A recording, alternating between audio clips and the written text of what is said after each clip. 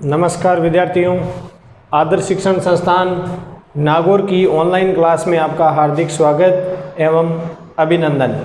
Online कक्षा के अंदर आज हम कक्षा सप्तमी विषय गणित प्रश्नावली 1.3 हमारी चल रही है। इसके हमने क्वेश्चन नंबर 5 तक कर लिया है। इसका जो अगला वाला क्वेश्चन है वो है आज क्वेश्चन नंबर 6। क्वेश्चन है, किसी हिमीकरण ठंडा प्रक्रिया में कमरे के तापमान को 40 डिग्री सेल्सियस से 5 डिग्री सेल्सियस प्रति घंटे की दर से कम करने की आवश्यकता है। किसी कमरे का तापमान दे रखा है, वो तापमान है 40 डिग्री सेल्सियस। अब उस 40 डिग्री सेल्सियस में से 1 घंटे के अंदर 5 डिग्री सेल्सियस तापमान है वो कम करना है।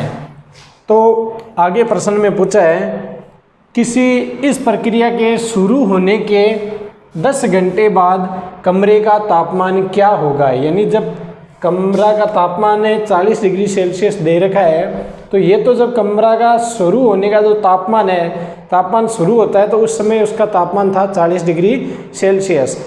अब ये प्रति घंटे यानी 1 घंटे में 5 डिग्री सेल्सियस तापमान है वो कम हो रहा है। 1 घंटे के अंदर 5 डिग्री सेल्सियस है वो कम हो रहा है। तो हमें इस प्रक्रिया के शुरू होने के बाद यानी जहाँ से ये यहाँ से शुरू हुआ है, यहाँ से लेकर अब उसको ये बोल रहा है कि 10 घंटे बाद उस कमरे का तापमान है क्या होगा। तो इसमें देखो, सबसे पहले हमें यहाँ लिखना पड़ेगा कमरे का तापमान। कमरे का तापमान दे रखा है हमारे पास है 40 डिग्री सेल्सियस। ये कमरे का शुरू होने का तापमान है। कमरे का शुरू होने का तापमान है वो जो है 40 डिग्री सेल्सियस। अब ये 1 घंटे में कम हो रहा है बराबर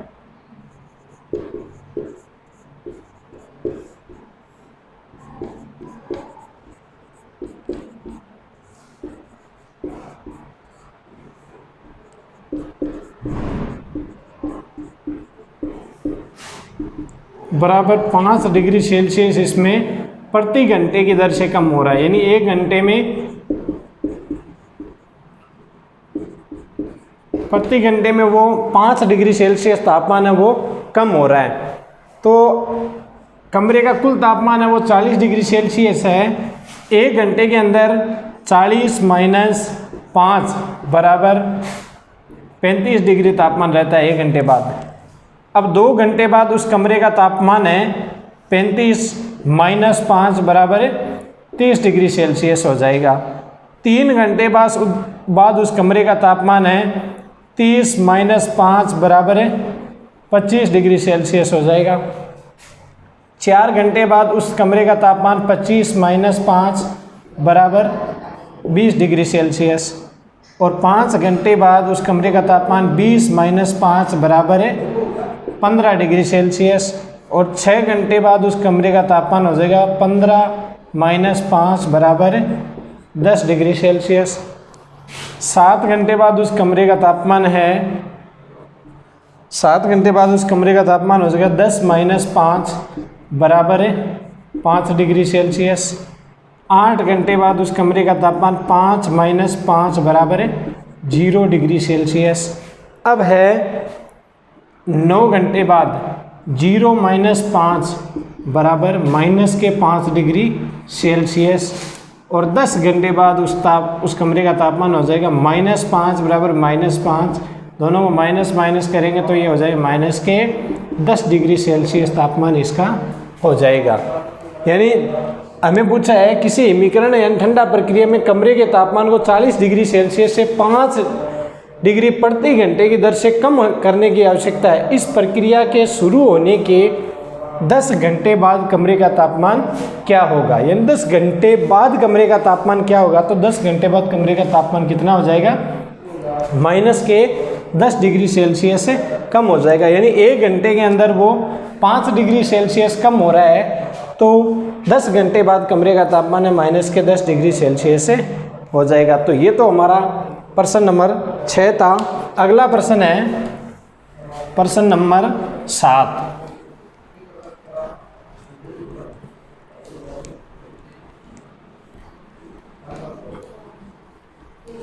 प्रश्न नंबर 7 है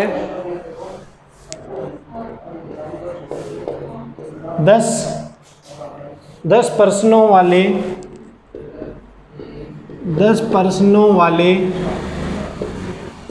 एक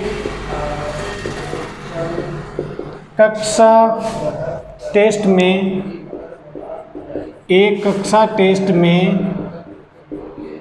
प्रत्येक सही उत्तर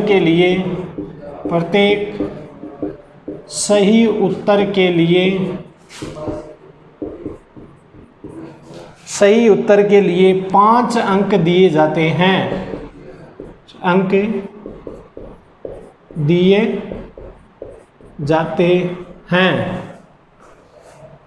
और प्रत्येक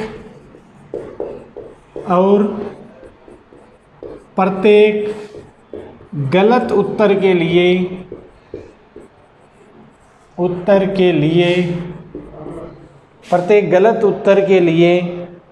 माइनस के 2 अंक दिए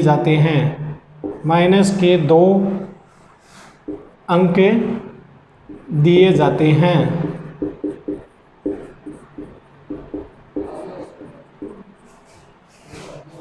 इस एवं प्रयत्न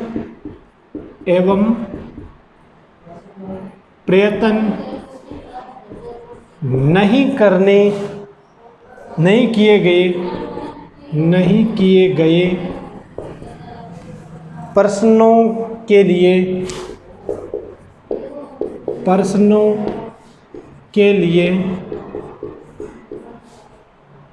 0 अंक दिया जाता है, यानी 0 दिया जाता है।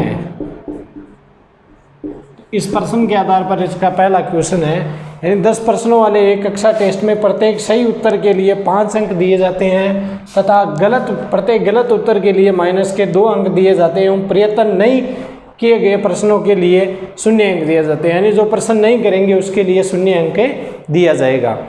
तो पहला प्रश्न है 7वें का पहला है, मोहन 4 प्रश्नों का सही व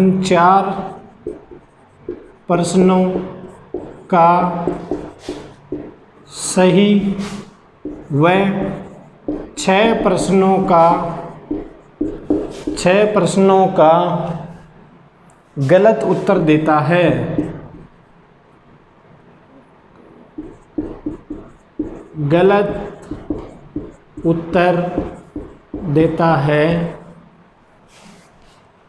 उसके द्वारा प्राप्त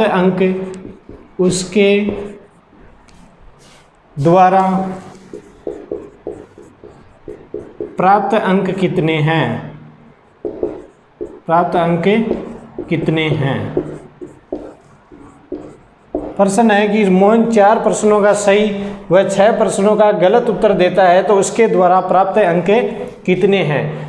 तो इसमें देखो, सही उत्तर के लिए 5 अंक दिए जाते हैं और गलत उत्तर के लिए माइनस के 2 अंक दिए जाते हैं। तो इसमें है 4 प्रश्न सही प्रश्नों की संख्या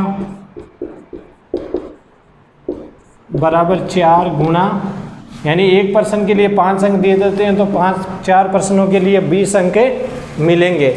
ऐसे ही गलत उत्तर के लिए गलत प्रश्नों की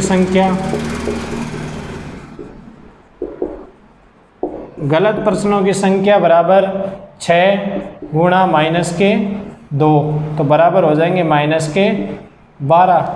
अब ये कह रहा है कि मोहन 4 प्रश्नों का सही व 6 प्रश्नों का गलत उत्तर देता है, तो उसके द्वारा प्राप्त किए गए कुल अंक कितने हैं? तो 20 तो है, ये तो है सही उत्तर के लिए, और ये 12 है माइनस के जो गलत उत्तर के लिए। तो 20 में से 12 माइनस करेंगे तो हमारे पास 8 अंक बचेंगे और मोहन को वो मिलेंगे, कुल है उसके माइनस होने के बाद में उसको कुल 8 अंक मिलेंगे। ऐसे ही इसका अगला जो क्वेश्चन है, क्वेश्चन नंबर 2 है, रेशमा के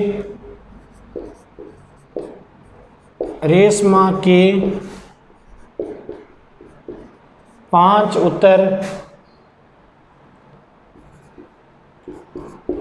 उत्तर सही है और 5 उत्तर गलत है, 5 उत्तर गलत है, उसके द्वारा प्राप्त अंक, उसके द्वारा प्राप्त अंक कितने हैं, अंक कितने है, ये प्रश्न आपको ज्ञात करना है। इसका जो तीसरा क्वेश्चन है वो है हिना ने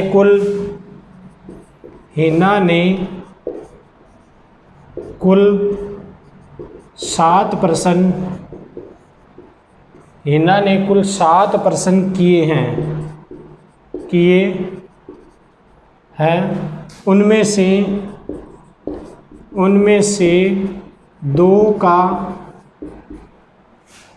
2 का उत्तर सही है तथा 5 का उत्तर गलत है, तथा 5 का उत्तर गलत है, तो उसे कितने अंक मिलेंगे, तो उसे कितने अंक मिलेंगे। पहला प्रश्न हमने कर लिया कि मोहन 4 प्रश्नों का उत्तर सही व 6 प्रश्नों का गलत उत्तर देता है, तो उनके द्वारा प्राप्त किए गए कुल अंक कितने हैं। तो सही उत्तर के लिए हमें 5 अंक मिल रहे हैं, तो 4 गुणा 5 बराबर 20, और गलत प्रश्नों की संख्या हमारे पास 6, और गलत उत्तर, एक उत्तर गलत होता है तो हमें 2 अंक मिल रहे हैं, 2 अंक हमारे माइनस हो रहे हैं, तो इसका 6 गुणा 2 बराबर है 12। ऐसे ही प्रश्न नंबर दूसरा है रेशमा के 5 उत्तर सही और 5 उत्तर गलत है, उसके द्वारा प्राप्त कुल अंक कितने हैं। इसका जो तीसरा प्रश्न है हिना ने कुल 7 प्रश्न किए हैं, उनमें से 2 का उत्तर सही तथा 5 का उत्तर गलत है, तो उसे कितने अंक मिलेंगे। तो ये जो प्रश्न नंबर 7 के दूसरा और तीसरा जो प्रश्न है वो आपको रफ कॉपी में मिलाकर क्वेश्चन नंबर 6 और 7 फेयर कॉपी में करना है। धन्यवाद।